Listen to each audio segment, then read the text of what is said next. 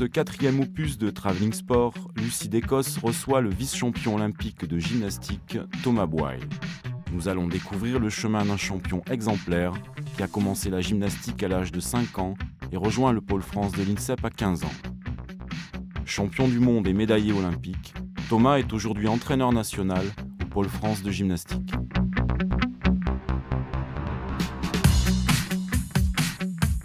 Salut Thomas, merci d'avoir accepté notre invitation. On est ravis avec l'équipe de Travelling Sport de te recevoir dans notre émission. Salut Lucie, un plaisir partagé, vraiment content d'être avec vous. Écoute, dans notre émission Travelling Sport, on retrace un peu le chemin de nos invités. Je vais te poser quand même une première question à toi, c'est si tu devais qualifier ton chemin comme ça. Alors en quelques mots, je dirais qu'il a été joli, triste et de nouveau joli. Voilà. On va voir ça tout au long de l'émission et on va commencer avec ton enfance et tes débuts à la gym. On a de belles images à te montrer.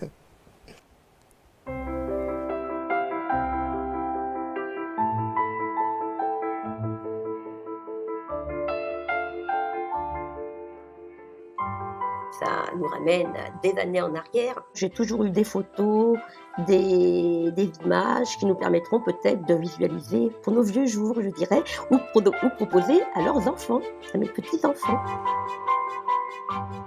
Elle se débrouillait bien. Je le voyais déjà très souple et très agile. Bon, il y a quelques petites imperfections, effectivement, tout au début. Mais Thomas prenait un grand plaisir à faire de la gym.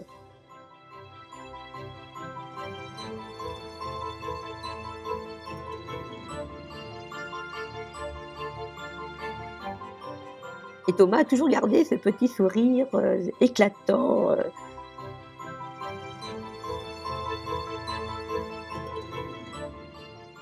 C'était son agrès préféré, le sol. Il évoluait vraiment comme un prince, je dirais.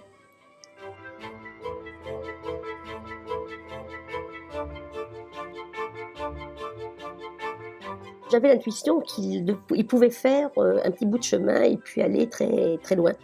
Il a choisi un sport dans lequel il a bien évolué et il s'est éclaté.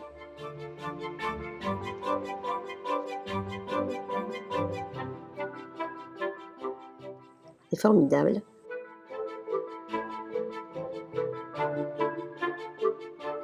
Je n'ai jamais fait de sport. J'avais des parents qui étaient contre le sport, mais j'adorais filmer. C'est un petit bout de chou. Ça devait être l'une de ses premières coupes. Il est trop content, Thomas. J'ai pu voir effectivement l'évolution gymnique de Thomas en 2 minutes, ce que je voyais moi en plusieurs années. Thomas, donc sa première coupe, sa première belle coupe. Et il n'a pas changé, mon Tom. Toujours le même regard, le même sourire. Voilà. C'est un garçon exceptionnel, je dirais. Il a fait le bonheur de milliers de personnes de par ses résultats sportifs. Et il continue à faire le bonheur de sa famille, ses amis, de tous ceux qu'il aime et qu'il aime. Ça te fait plaisir de revoir ces images? Ouais, c'est incroyable parce que c'est vrai que c'est des images que j'ai jamais vues. Et effectivement, j'étais un tout petit bout de chou, effectivement, quand on revoit les images. Et c'est marrant de voir la trame vraiment dans la chronologie des choses. Et puis de l'entendre par ma mère, c'est tout de suite un peu plus... Toutes ces images, on les a eues grâce à ta maman, qui t'a filmé presque tout le temps sur les compétitions, sur les entraînements. Elle te suivait, elle t'a soutenu d'entrée quand tu as commencé la gym? Ouais, elle m'a toujours suivi sur les compétitions avec le club. Elle faisait les déplacements. C'est vrai que je l'ai toujours vu, moi, la caméra à la main, que ce soit pour moi ou pour mon frère et ma sœur. Mais c'est vrai que je ne savais pas qu'il y avait autant d'images. Et puis, c'est vraiment touchant de revoir tout ça. Et puis, on voit que, effectivement, il y a eu un long chemin qui a été fait. Et puis c'est émouvant de voir sa mère parler de soi. Donc, j'imagine, c'est sûr. Et justement, ta maman, c'est elle qui te met à la gymnastique? Ouais, c'est elle qui m'y a mis parce que ma sœur y était. J'ai commencé, moi, au judo pendant 1 an et demi. Mais vu que c'était un sport un peu très compliqué, je plaisante. Non, mais du coup, j'ai été très vite à la gym parce que le judo, ça me plaisait, mais tout le temps en train de courir à droite, à gauche, j'étais pas sur la discipline, c'était compliqué. Que dans une salle de gym, on est plus amené à se dépenser, à pouvoir un peu se lâcher sur le trampoline, que j'adorais ça quand j'étais petit. Donc du coup, très vite rentrer dans la salle de gym. Ouais. Mais ta sœur, j'ai lu une interview où ta sœur disait que même à la maison, tu sautais de canapé en canapé, tu étais intenable. Ouais, j'étais une balle rebondissante à la maison. Ouais. C'était apparemment, on dit que je cassais beaucoup les lattes du lit. Je sautais sur les canapés, effectivement, tout le temps. Et ouais, un peu hyperactif le gamin. Donc du coup, elle m'a très vite mis dans le sport pour canaliser tout ça. Ouais. Et t'aimes tout de suite la gymnastique? Ouais, j'ai accroché très vite par ce côté justement acrobatique, où on faisait des roulades de partout, les trampolines. J'ai de suite accroché. Ouais. Et tu commences dans quel club? Alors je commence à Villemomble, Villemomble Sport Gymnastique dans le 93. Et ça a été là où j'ai vraiment connu et aimé la gym. Et je suis resté 5 ans là-bas, juste avant de rentrer dans un centre de formation un peu plus évolué à Aulnay-sous-Bois. Et voilà, Villemomble exactement, mon premier groupe d'entraînement. T'es le plus petit, on dirait, non? Ouais, je l'ai souvent été tout au long de ma carrière d'ailleurs. Mais effectivement, ouais, j'étais tout petit et revoir ces images-là au saut de cheval, là où j'ai eu toutes mes performances, ça fait marrant, quoi. Je m'en souviens vraiment pas de ces compètes-là. On commence tout de suite à la gym, on fait de tous les agrès tout de suite? On fait tous les agrès et le plus longtemps possible. Même dans une carrière internationale, on a besoin justement d'évoluer sur tous les engins parce qu'on ne se qualifie pas nominativement pour les Jeux Olympiques, mais on qualifie l'équipe de France. Donc il faut pouvoir aider le collectif à avoir une bonne note par équipe. Donc on ne peut pas se spécialiser dès qu'on est tout jeune. Ça se fait naturellement par le niveau. Et ta mère, dans les images, on l'entend, elle dit Thomas, il se sentait bien au sol. Donc toi, tu aimes le sol plus que les autres agrès au départ? Alors au départ, je pense aimer tout, mais j'avais peut-être des capacités acrobatiques un peu plus développées, donc forcément sur les agrès comme le sol et le saut de cheval, qui sont des agrès d'acrobates, j'avais peut-être plus de facilité, mais j'ai toujours aimé tous les agrès. T'étais bon partout? Ouais, et du coup, à côté de ma ville, moi, il y avait une école de cirque, et avant de rentrer à Aulnay, c'était soit j'allais au cirque, soit je continuais la gym. Et j'ai continué la gym et je pense avoir bien fait. Et tu as continué la gym et de Villemomble, tu es arrivé à Aulnay-sous-Bois. À Aulnay-sous-Bois. Et là, tu rencontres un de tes premiers entraîneurs, qui est Denis Charlieu. C'est ça. Et l'équipe de Travelling Sport l'a rencontré.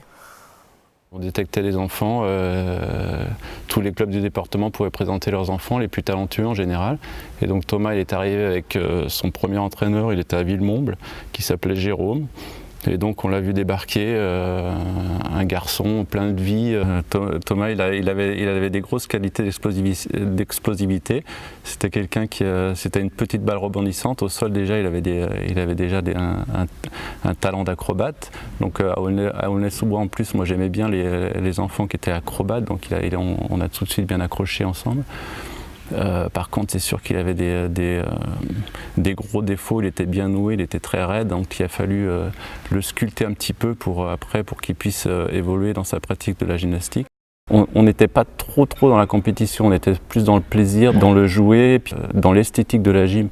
Après, c'est sûr qu'en compétition, on essaie toujours de performer, mais ce n'était pas notre but ultime. Au début, c'est ça, il a progressé doucement à son rythme et on insistait beaucoup sur son côté acrobate et sur son côté explosivité, surtout sur les agrès de jambes, c'est-à-dire le sol et le saut. Et petit à petit, il a pris goût, petit à petit, il s'est affiné et il a commencé à performer sur des petites compétitions départementales, régionales, jusqu'à être qualifié au Championnat de France. Thomas, sur un plan humain, il était très très gentil, mais il avait quand même déjà cette hargne de champion en lui. On le sentait notamment quand on faisait des foot sur le praticable, où vraiment il avait toujours envie de gagner, et puis il avait une petite hargne à aller chercher la balle et puis aller chercher le but. Donc après, ça se ressentait également en gym, notamment après son titre de champion de France minime, où peut-être il s'est un petit peu... il a pris conscience de ses aptitudes. Denis Charlieu, il parle beaucoup de jeu, d'esthétique de la gym.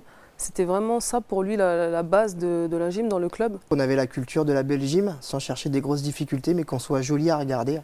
Et donc ça a été son côté un peu perfectionniste, nous l'a beaucoup inculqué. Donc, et effectivement, il parle d'acrobatie. Pour moi, ça reste le meilleur entraîneur que j'ai eu sur l'acrobatie. Il adorait ça, beaucoup de travail au trampoline. Il nous a fait faire des progressions sur les éléments, moi qui m'a beaucoup aidé, je pense, pour ma carrière. Et je pense que ça a été l'un des grands moteurs de ma carrière, c'est sûr. Et dans l'apprentissage, dans dans le jeu, les petits spectacles là qu'on a vus, ça, Ouais, ça aide aussi. c'est que du plaisir. Moi, je m'en souviens encore, là, on voyait les images quand il nous jetait à droite, à gauche. Ou, il appelait ça le charivari. Et c'est vrai qu'on a vraiment bien rigolé. Et je pense que c'est ce qui m'a fait aimer la gym, parce que c'est dur quand même de s'entraîner tous les jours quand on a 12 ans. Alors qu'il y a les copains qui vont jouer au foot, qui ont toutes leurs vacances, et nous on est tout le temps dans une salle de gym. Et c'est puis compliqué. surtout, en gym, on a souvent aussi l'image, entre guillemets, des enfants en Asie qui s'entraînent dur, qu'on force à faire le grand écart, tout ça. Donc là, on est vraiment à l'opposé de ça. Hein. Ah non, là on est à des années-lumière. C'est vrai qu'en Asie, ils peuvent se permettre parce qu'ils ont un nombre de gymnastes tellement grand que à la fin c'est une sélection naturelle, c'est ceux qui sont le moins cassés et le meilleur qui seront en équipe, que nous justement on essaye d'abord de faire aimer la gym à un plus grand nombre, et les chanceux qui seront forts seront dans les équipes nationales. Donc du coup nous, vraiment aucune prétention moi de rentrer en équipe de France tout le long de ma formation à Aulnay, vraiment prendre plaisir. Voilà, et puis nous, le rêve c'était de faire les France, et puis c'était déjà très bien. Mais quand même, il dit qu'il ressent quand même une petite hargne chez toi. Est-ce que c'est ça qui va te différencier, on va dire, des autres gymnastes au club à ce moment-là, ou pas encore? Le fait qu'ils sentent que tu as quand même un petit esprit compétitif qui est bien présent. Ouais, c'est vrai que j'ai toujours eu cette envie de gagner, l'esprit de compétiteur, de jamais rien lâcher. Mais après, pour être le plus franc avec vous, je pense pas qu'on aurait mis la main à couper pour que je sois performant plus tard. Donc du coup, non, j'étais pas le meilleur à Aulnay, mais par contre, c'est sûr que j'étais un travailleur et que j'aimais ce sport, et c'est ce qui m'a peut-être démarqué des autres, mais c'était pas le talent inné chez moi. À cette époque, il y a un autre peut-être talent aussi, c'est un ami à toi, Arnaud Willing. On a rencontré Arnaud et on lui a demandé de nous parler de toi un petit peu. Thomas, je l'ai rencontré à Aulnay-sous-Bois, au centre départemental, donc ça fait déjà 21 ans que je le connais.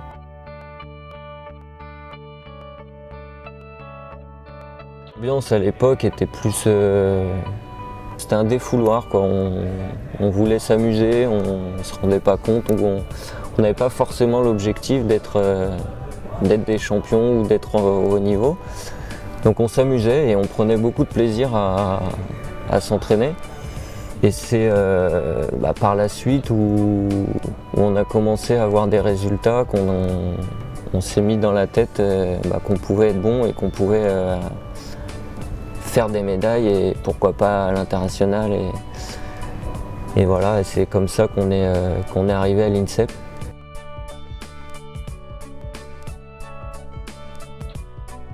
C'est un caractère opposé à moi, qui suis réservé et lui plutôt expansif.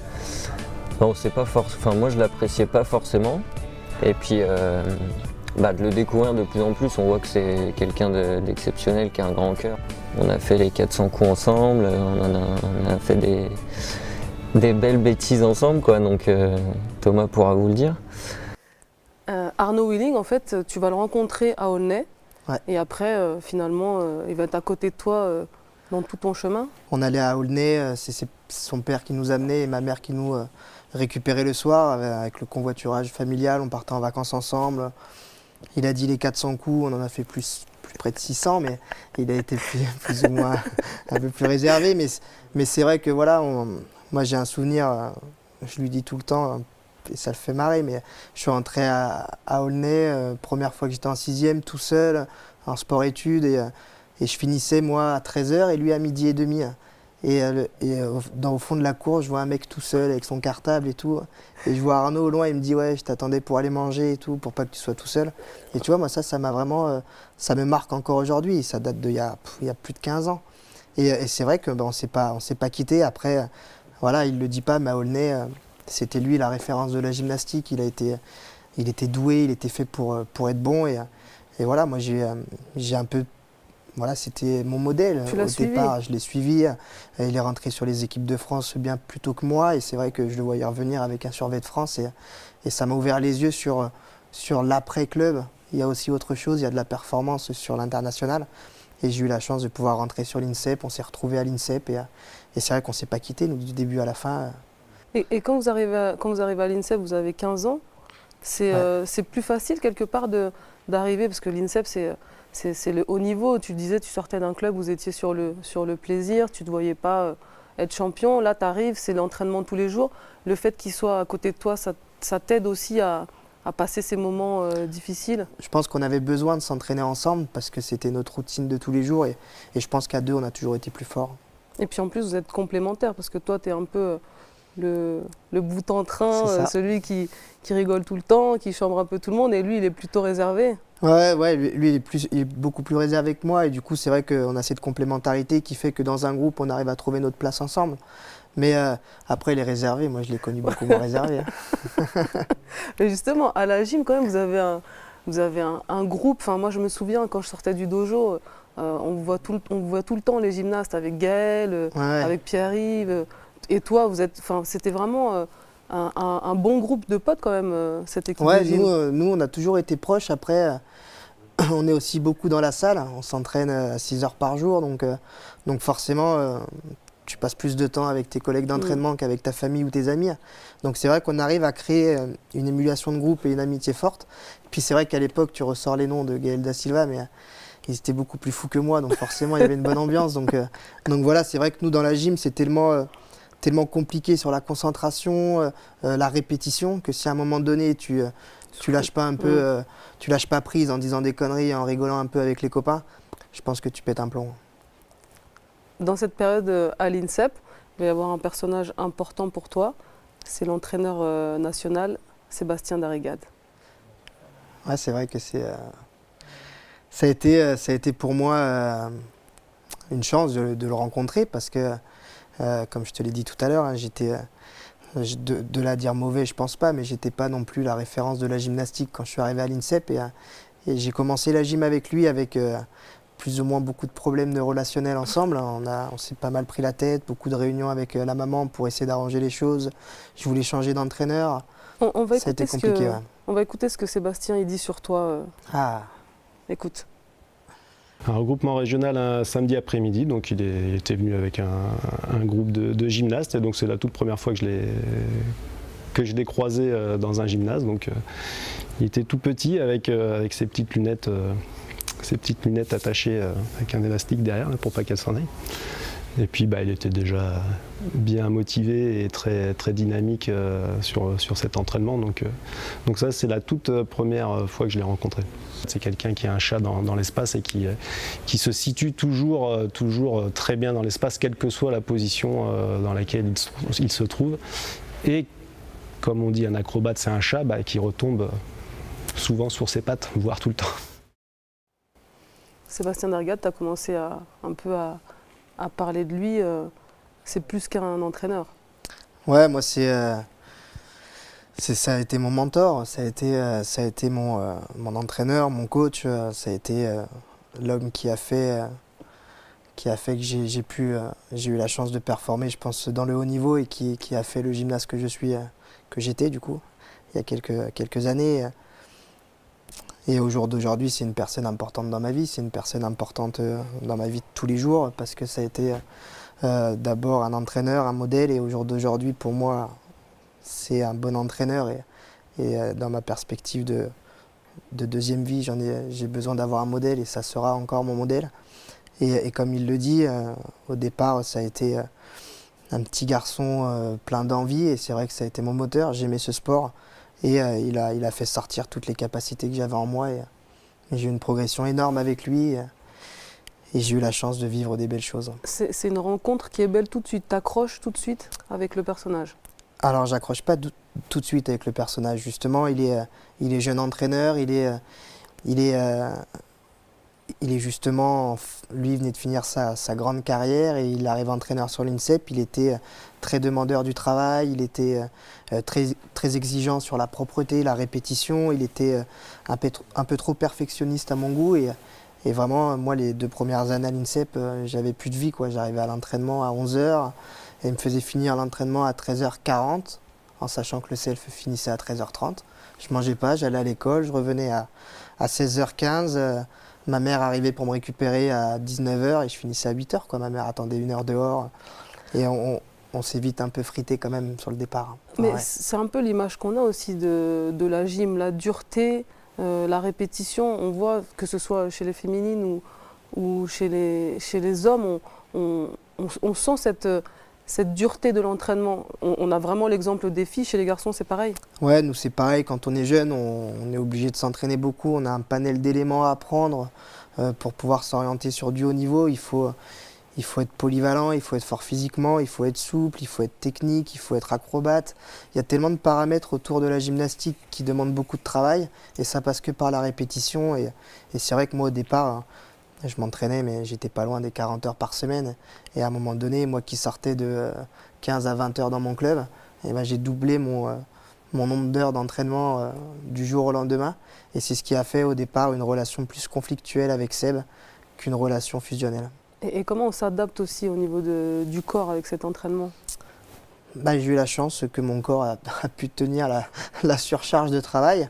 Mais après avoir parlé longuement avec mes parents, le responsable du pôle et Sébastien aussi, lui a commencé à changer aussi en tant qu'entraîneur. Peut-être qu'il était trop exigeant, donc ça l'a peut-être fait évoluer dans sa manière d'entraîner.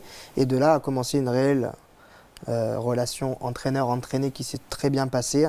Et j'ai eu la chance de rentrer dans les équipes de France assez vite. Et de là, on a commencé une réelle relation fusionnelle qui a duré plus de 8 ans. Et ça a été que des moments magiques avec lui. Mais c'est quoi cette relation fusionnelle? Alors c'est quoi? C'est que ça a été simple. Moi, Seb, au départ, j'étais jeune, donc c'était vraiment me parler de l'entraînement pur et dur, de mes ressentis. C'était une personne, en fait, avec qui j'étais franc et que j'avais une vraie relation de confiance.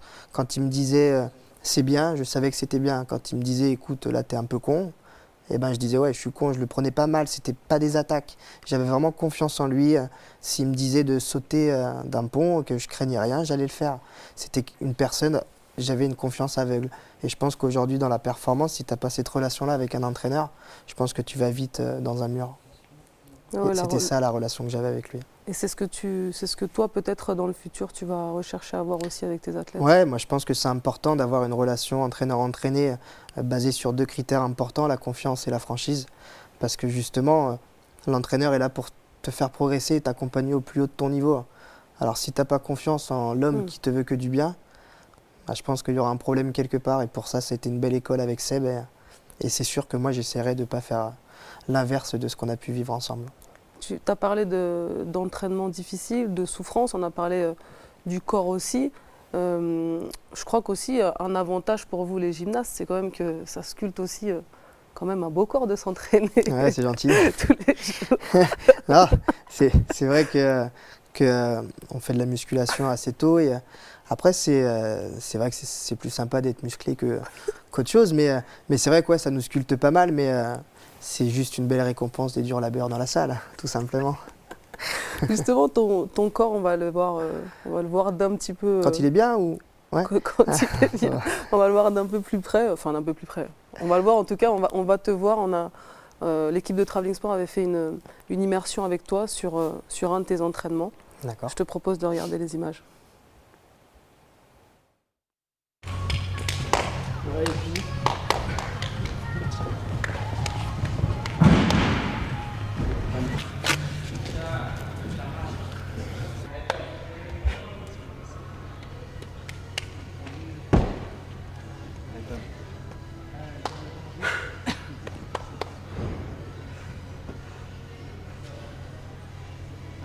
Allez.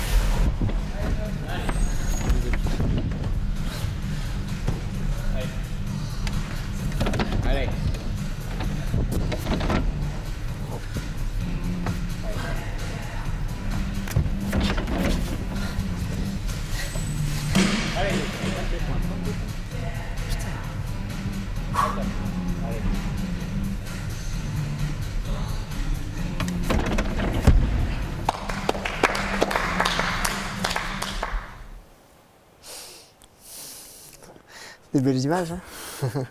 T'es doué le caméraman. Hein.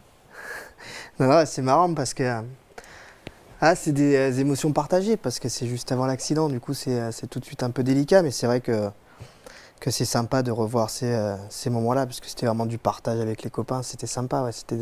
C'est la bonne vieille époque, quoi. Ouais, ça fait bizarre. Ouais. Ouais. Mais bon. En tout cas, c'est beau. Ouais, en tout cas, c'est beau. ouais. T'es très beau. Ouais. Ah oui, on parlait de ça avant, c'est ça. Voilà. Donc, ouais, effectivement. Non, mais même on n'a pas quand même souvent l'occasion de voir des images de gym. Et moi, là, sur ces images, je trouve ça vraiment très beau. C'est très beau, la gym. Ouais, c'est gentil. Puis c'est vrai que c'est surtout, on a l'habitude de voir la compétition, le passage, en fait, qui dure moins d'1 minute tout le temps.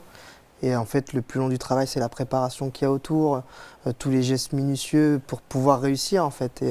Et c'est vrai que par ce petit reportage, on voit vraiment l'envers du décor et le réel travail d'un gymnaste. Et ça, c'est vraiment des choses que le grand public ne connaît pas. Ouais.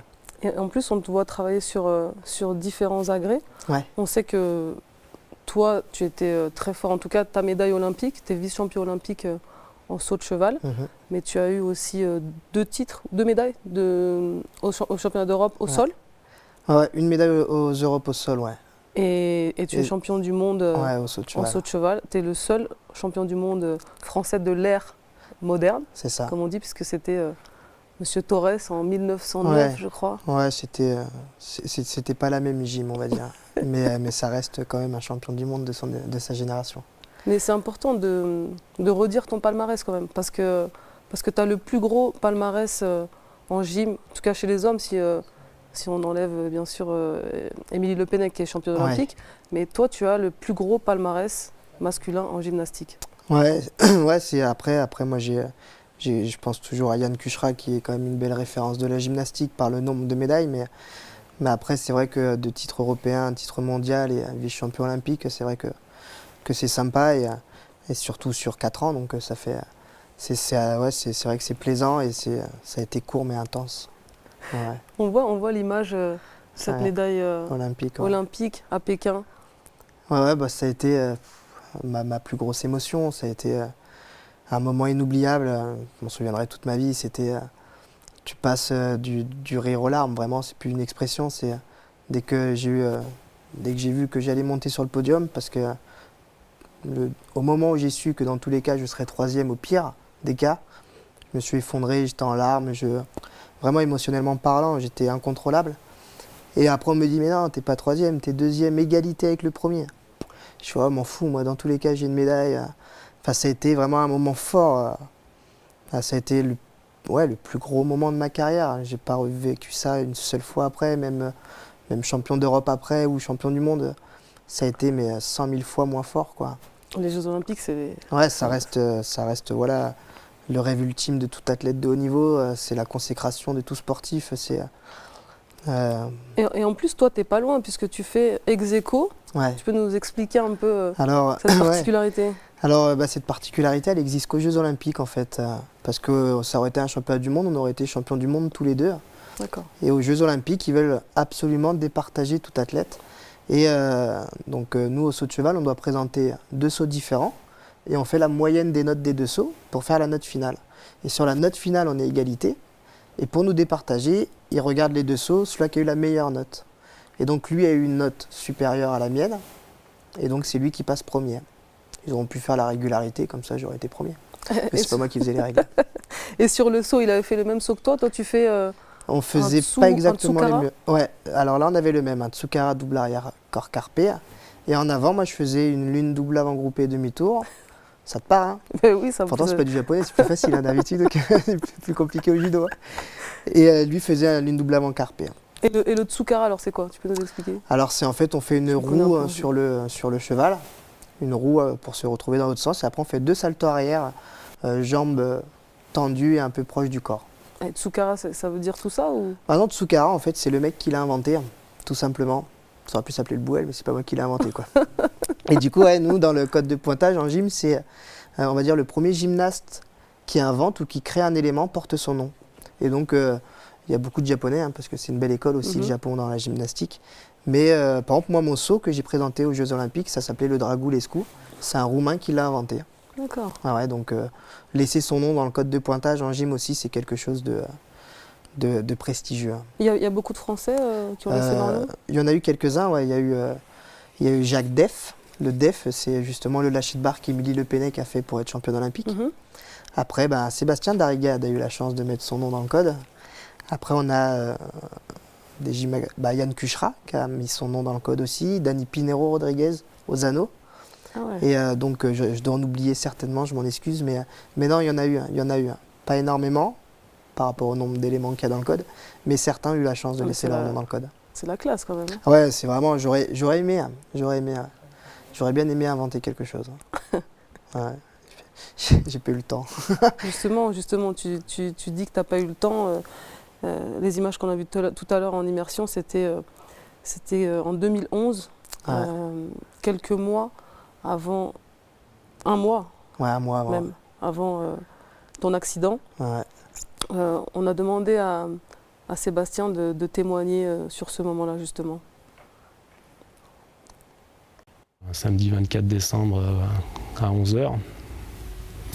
Donc sur un mouvement barre fixe très simple, la main lâche, le genou se plante, la jambe se plante raide à la verticale de la barre. Donc voilà, donc beaucoup de dégâts sur la chute. Donc voilà, c'est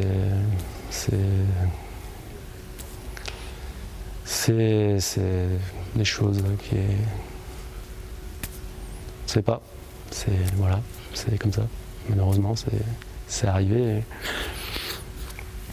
Donc voilà, donc le 24 décembre, on appelle les pompiers arrivent rapidement, donc il est transféré à l'hôpital. Donc voilà, c'est. Puis après quelques complications les jours qui suivent, après beaucoup de complications, et puis après malheureusement et la jambe qui souffre énormément, donc les rêves qui s'arrêtent brutalement, tout s'arrête un peu brutalement. Donc voilà, donc un moment très difficile.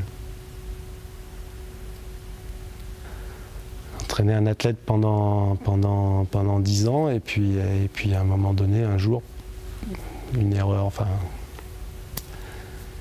c'est pas ce qui se passe, une chute, une grosse chute, enfin une chute qui arrive très rarement, enfin, de lâcher comme ça la barre sur un tour simple, enfin c'est très rare, c'est incroyable. Et c'est difficile à vivre, hein, parce que c'est une remise en question totale. Et puis, c'est surtout, on y pense tout le temps, quoi. Donc, tous les jours. Et on pense à lui tous les jours. Donc, mais on pense surtout à lui, quoi.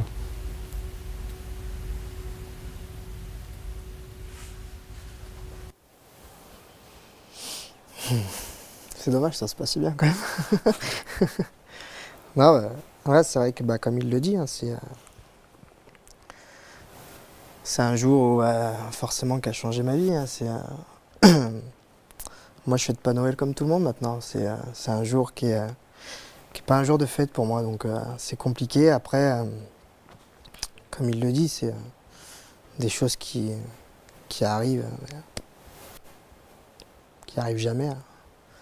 Donc, c'est vrai que c'est compliqué. Je voyais pas ma fin de carrière comme ça, donc c'est délicat. Mais voilà, ouais, ça reste une journée. J'essaye encore de comprendre pourquoi, le comment. Ouais, je peux pas répondre à cette question. Je sais pas. C'est une longue journée, inexplicable.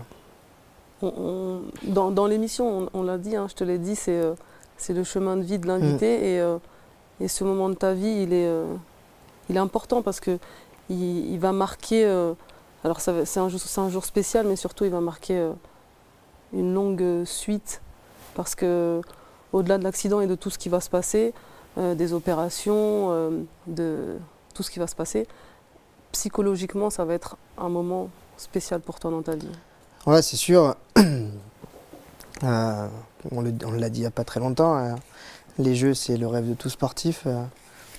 Moi, ce jour-là, pas forcément le 24, avec toutes les complications qu'il y a eu après par rapport à pas mal d'accidents sur le domaine médical. Après, là, le rêve olympique s'envole. C'est une chose. Normalement, après une opération, on se dit, bon, c'est pas grave, on revient, on retravaille. Moi, le problème, c'est que je ne suis pas passé par cette étape-là, je suis passé par l'étape, est-ce que demain je vais remarcher? Donc, ça a été. Là, c'était même plus sur le plan sportif. Effectivement, je voyais les Jeux s'envoler, je voyais les copains se préparer pour une échéance, j'allumais la télé, j'entendais les Jeux de Londres, J-, je sais pas combien, je pouvais plus allumer la télé parce que c'était compliqué psychologiquement pour moi. Et les chirurgiens me disaient, voilà, pour l'instant, on essaie juste de te sauver la jambe, quoi. On n'essaye même pas que tu sois bien. Presque, en gros, on essaye que tu sois en chaise avec deux jambes, quoi. C'est même plus...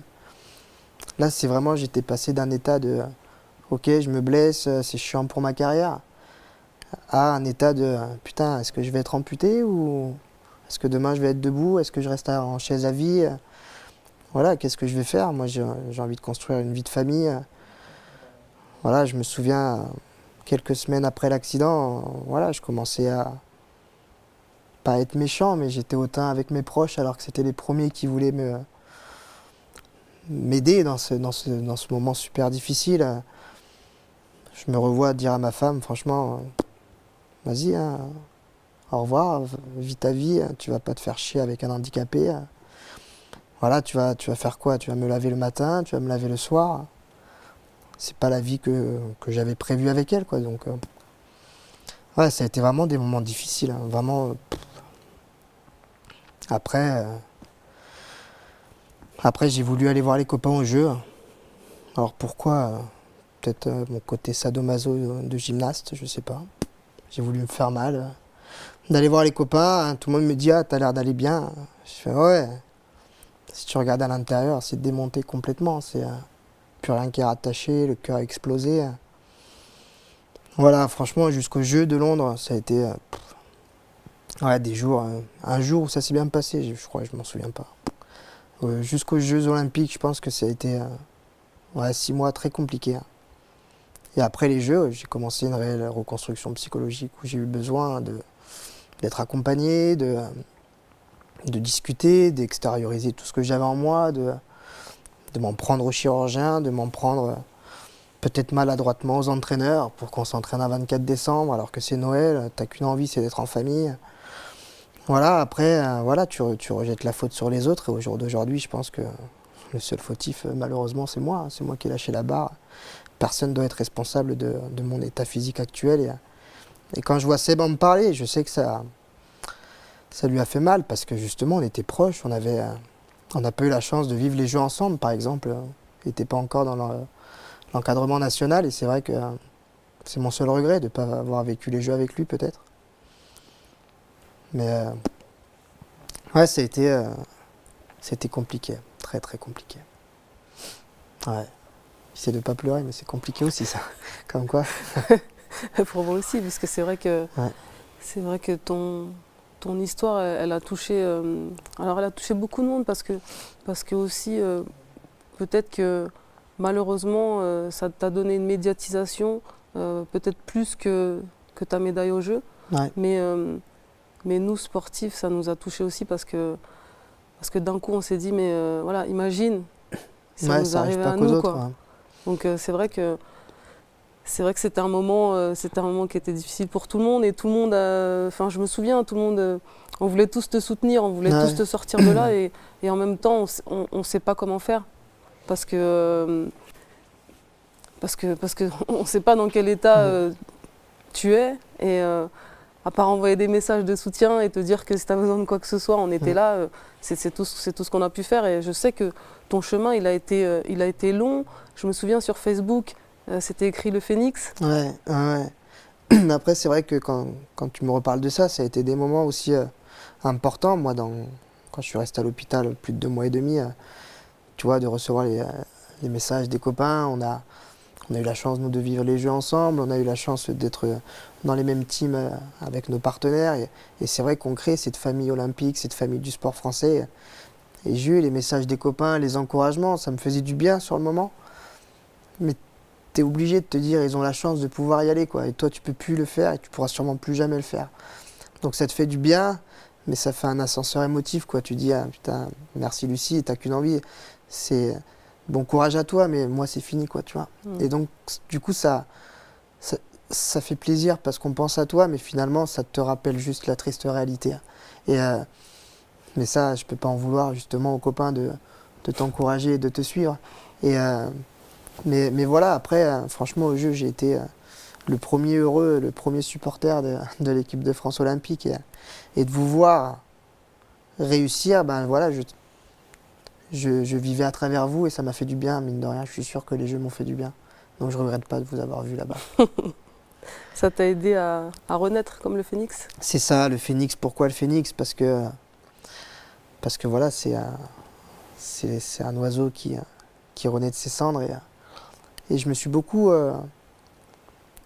menti à moi-même jusqu'au mois de décembre, jusqu'à ce que je dise que c'était fini ma carrière. Je me suis dit un jour je referai de la gym. Alors que le chirurgien en sortant de l'hôpital me dit oh, t'as 99% de chance d'être en chaise roulante. Moi je lui dis ah ouais, bah, moi je vais refaire de la gym, voilà. Alors comment on fait ? Bah, bon courage. donc voilà, j'ai toujours préféré me donner peut-être un rêve inaccessible pour avancer dans ma rééducation parce que j'étais arrivé à un moment, c'était soit je me battais, soit je me laissais mourir dans une chaise roulante à vie.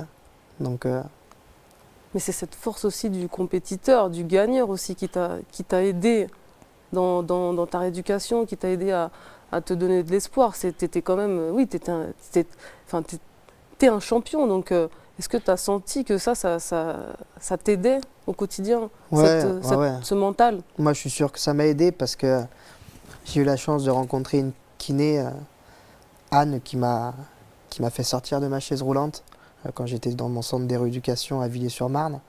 Et elle m'a dit, c'est fou, quoi, tu viens en kiné comme si tu étais à l'entraînement, quoi. J'arrivais, mais vraiment, je me faisais mal. Quand on est longtemps alité, le plus dur, c'est de se remettre à la verticale pour se mettre debout. Et moi, je lui dis, mais vas-y, hein, on n'est pas assez incliné, relève-moi. Et elle a vu que j'étais un acharné du travail. Et je suis persuadé que cette école du haut niveau, le dépassement de soi, tout simplement, j'ai réussi à le à le calquer dans ma rééducation. Voilà, pendant des années, je voulais être champion olympique. Et ben, pendant toute ma rééducation, je voulais juste être debout. Et j'ai donné la même envie. C'était un autre combat, mais qui était encore plus important que celui du sport. Et je me suis donné à 3 millions de % pour réussir à juste évoluer un peu et avoir l'air plus ou moins normal. C'était ça qui me faisait peur, de rester en chaise, le regard des gens. Et ça, c'était horrible. On te regarde comme un chien qui est en train de crever sur le bas-côté de la route. Je suis sorti de chez moi en chaise une fois. Il y a juste un mec qui m'a dit bonjour, que j'ai croisé dans la rue, c'est parce qu'il était en chaise. Tous les autres te regardent comme si tu allais crever. Et ça, c'est... Quand tu passes du regard des gens qui t'idolent à la télé et qui te regardent après comme si tu allais mourir, je crois que c'est ce qui m'a fait le plus mal au cœur. Ouais. Et ça, c'était dur. Ouais.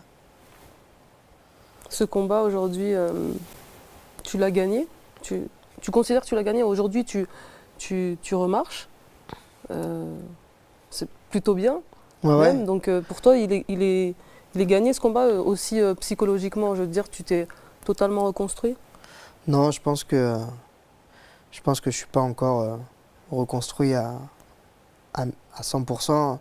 Je pense que j'ai eu la chance au jour d'aujourd'hui d'être debout, de ne plus avoir besoin d'une chaise pour me déplacer, ce qui m'a permis de retrouver une autonomie de vie.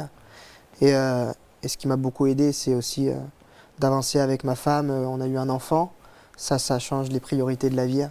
Et j'avais peur au début de ne pas pouvoir la prendre dans mes bras parce que je ne pouvais pas me déplacer correctement et que ça allait être dangereux pour l'enfant.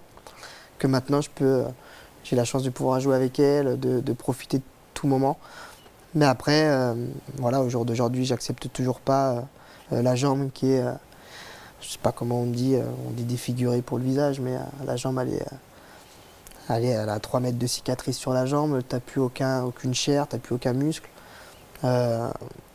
Au jour d'aujourd'hui, je me dis qu'un mec amputé marche mieux que moi, donc c'est un peu délicat. Alors psychologiquement, ça fait du bien d'avoir 2 jambes, mais est-ce que ça t'aide pour la vie de tous les jours? Je suis pas sûr.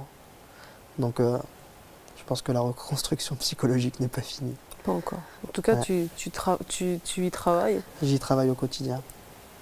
Ah ouais, j'étais en short cet été à la plage, c'est un bon début. Ah ouais, non, c'est vrai que le plus dur, c'est d'accepter son nouveau corps. Ah ouais. Et dans ta reconstruction, je crois qu'une des choses qui est sûrement bien, c'est ton nouveau travail. Ouais. Puisque tu retournes dans la salle de gym. Ouais. Et l'équipe de Travelling Sport, encore une fois, est venue te suivre pendant un de tes premiers entraînements. D'accord. Ouais. Allez, on commence. Qui prend la tête de la troupe? Allez, relève. Trop tard, mais ça le fait déjà, mieux que le premier. Je fais pas assez extension. Sur le départ, là. Là, je suis comme ça et du coup, ça ralentit. Ouais, c'est ça. Bien, Robin. Allez, longtemps. Pas mal. Allez, et à fort. Ouais, super. Tu sens que là, c'est vachement plus réactif de suite. Et je me suis dit, si un jour je deviens champion, si j'arrive à transmettre un truc à un jeune gymnaste, j'aurais fait mon devoir de champion.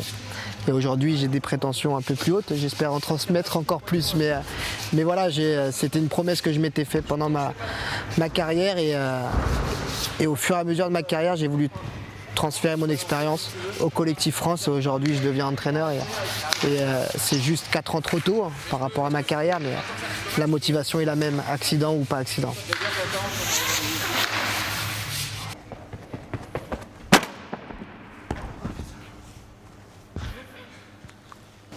Là c'est juste les pieds, si tes pieds passent de l'autre côté c'est bon. Là tu as fait l'effort sur venir ici sur la table, ici en laissant les pieds en dessous. C'est la même chose avec les jambes qui s'envolent.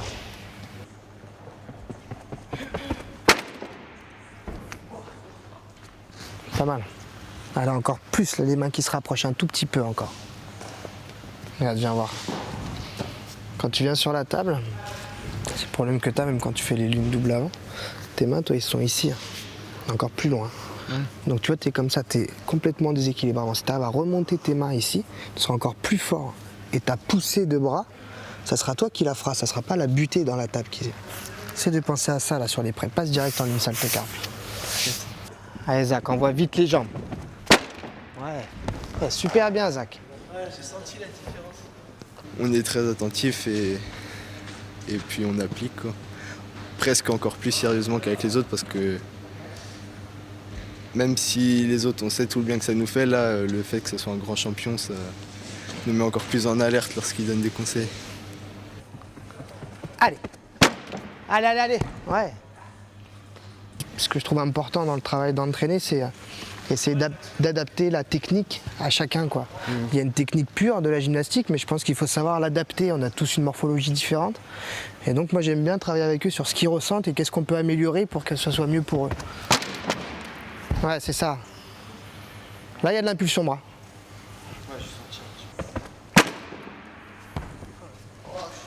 Un tout petit peu les pieds en dessous. Par rapport à l'autre, tes pieds sont là, l'autre ils étaient là. Rien, ça se joue à quoi? À 10 cm.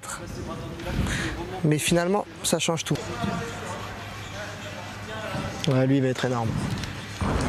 Ouais, il a vraiment toutes les qualités pour cet agrès. Et puis c'est un...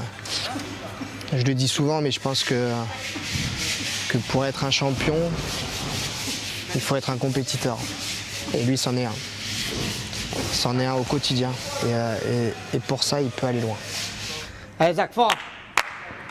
Allez! Ouais!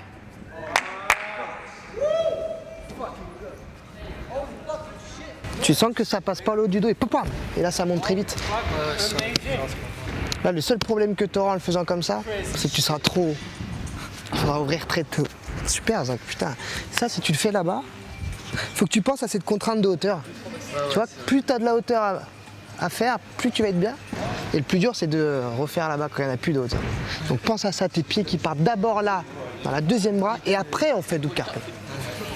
Super, hein, rien à changer, juste à répéter. Et voilà. Après le final, je te laisse te l'imaginer. Merci. Ah ouais, ça fait marrant cette nouvelle posture dans une salle. Hein. C'est qui le mec en rouge? Ah, c'est marrant parce que c'est vrai que ça a toujours été mon envie de partager, transférer son expérience.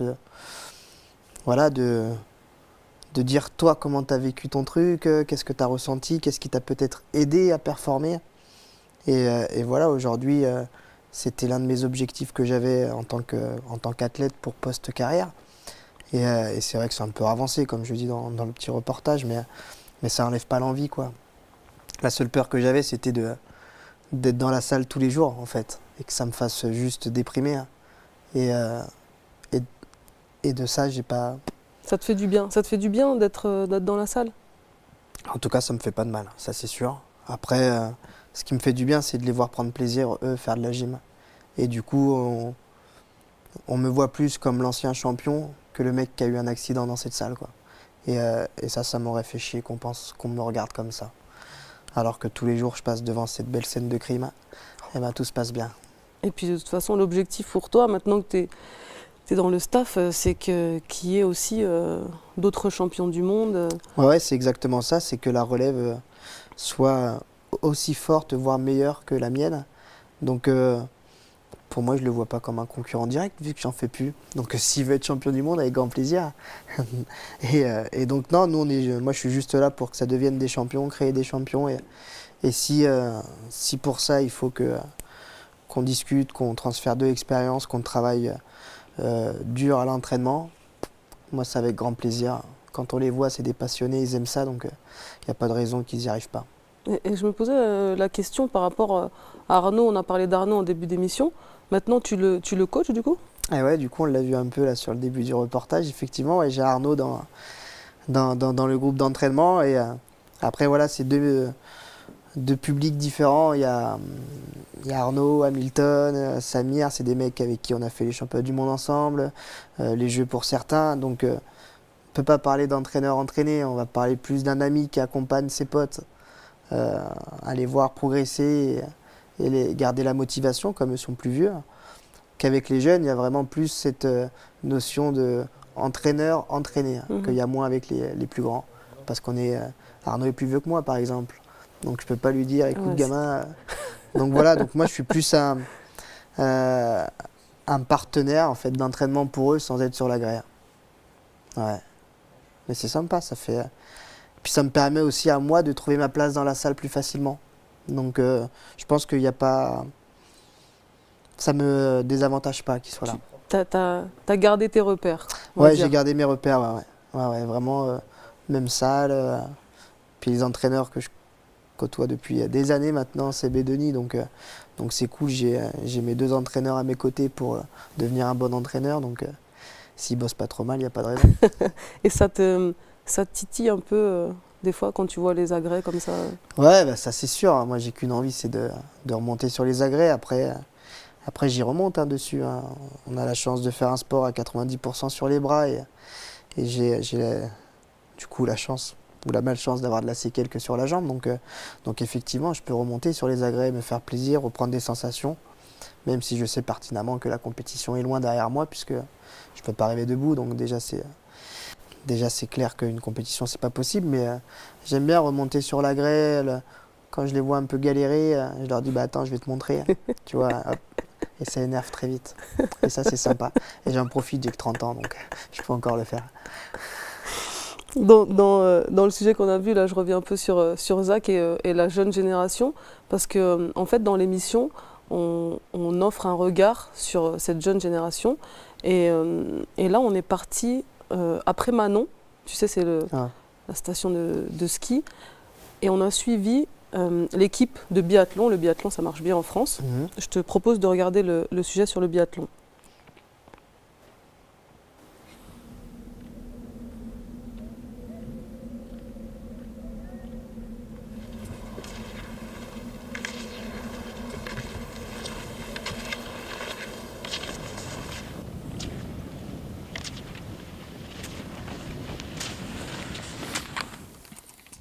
Mollo, hein, j'ai l'impression que ça va vite. Tu gères, mais j'ai vraiment l'impression que ça va vite. Change un peu de braquet. Pense bien de servir ta jambe droite, Alex.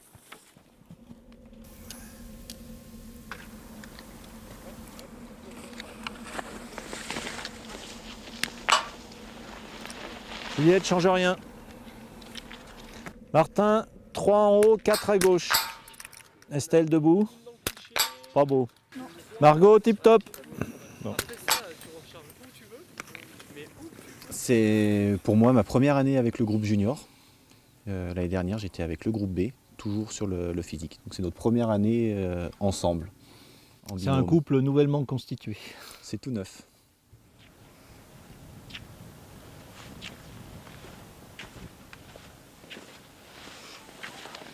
Moi, ce que j'aime avec un groupe junior, c'est vraiment cette notion d'éducation à l'entraînement. Le fait qu'ils arrivent en général sans trop d'a priori, qui sont vraiment demandeurs, on peut vraiment leur apporter tout ce qu'on sait. Et derrière, après, le but, c'est vraiment d'arriver à les envoyer sur les groupes supérieurs en ayant une base d'entraînement, des connaissances, des notions qui leur permettent à terme de devenir autonomes.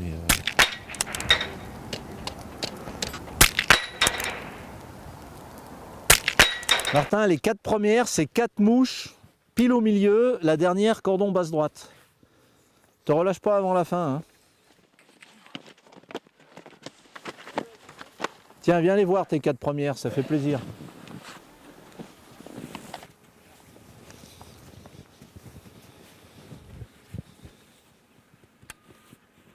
Ah ouais. Hein, quand même, hein. La particularité des jeunes, c'est que souvent, ils ont une vue à court terme. Ils sont là en train de progresser. Sur une séance, ça a bien marché, ils finissent, ils sont euphoriques. La séance du lendemain se passe un petit peu moins bien, ils sont au fond du trou. Nous, on est aussi là pour lisser tout ça, pour leur rappeler qu'une carrière, ça ne se construit pas sur une séance, ni sur un championnat, ni même sur une saison, mais sur 2, 3, 4 saisons. Et plutôt que les résultats immédiats, c'est la manière dont ils sont capables de construire les choses, de les aborder, qui est importante et qui fera qu'à un moment donné, ils vont pouvoir passer le cut. Le cut, c'est intégrer les équipes seniors de Coupe d'Europe ou de Coupe du Monde.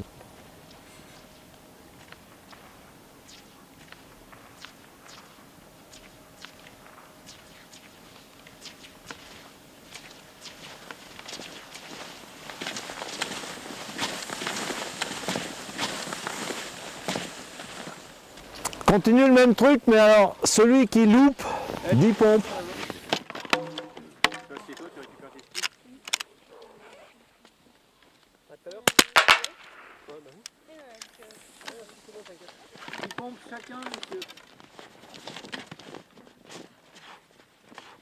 Ça, c'est une belle image.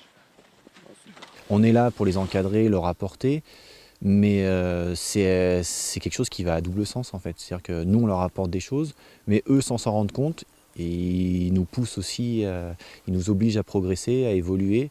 Donc c'est un travail permanent, on est au quotidien en train de se remettre en cause, essayer d'apporter des nouvelles choses à tous ces jeunes. Ferme.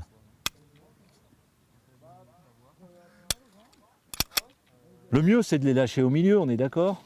Coucher, tu y arrives? Oui, mais qu'est-ce qui t'empêche de le faire debout? Enfin, c'est maintenant, si tu veux passer ta vie à louper des balles, vas-y, continue. Mais à un moment donné, il faut prendre une décision, quoi. Ouais. Tu fais 2 chargeurs. En skiant ou Non, juste comme ça au repos. en boucle là-dessus? Et puis surtout, le vrai plaisir, le vrai bonheur, c'est quand un athlète passe le cap, monte en Coupe du Monde, il se réalise, il y reste. Ça, c'est bien. On se dit qu'on a bien bossé.